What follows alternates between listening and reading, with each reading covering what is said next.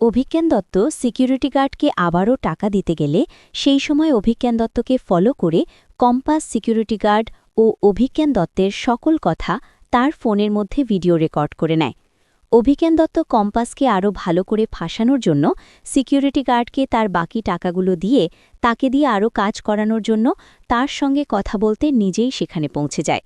এদিকে কম্পাসের বন্ধু অভিজিৎ মোনালিসার দাদু অভিজ্ঞান দত্তকে বাড়ি থেকে বেরোতে দেখে সঙ্গে সঙ্গে কম্পাসকে ফোন করে বলে ওঠে অভিজ্ঞান দত্ত খুব তাড়াহুড়ো করে তার বাড়ি থেকে বেরোল, নিশ্চয়ই এর পেছনে অন্য কোনো কারণ হতে পারে।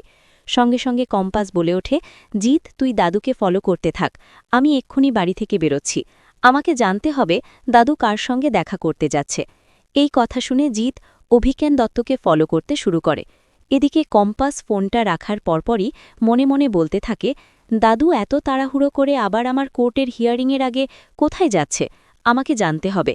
এই বলেই তার ব্যাট কাঁধে নিয়ে সঙ্গে সঙ্গে বাড়ি থেকে বেরিয়ে পড়ে।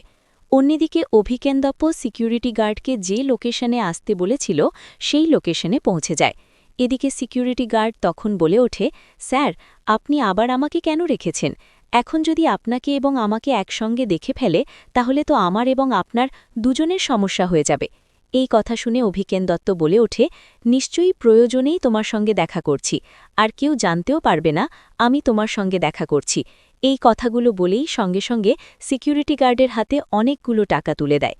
সেই সময় কম্পাস সেখানে পৌঁছে গিয়ে সিকিউরিটি গার্ড ও অভিজ্ঞান দত্তের সকল কথা শুনতে থাকে, আর সকল কথার প্রমাণস্বরূপ তার ফোনের মধ্যে আড়াল থেকে ভিডিও রেকর্ড করে নেয়।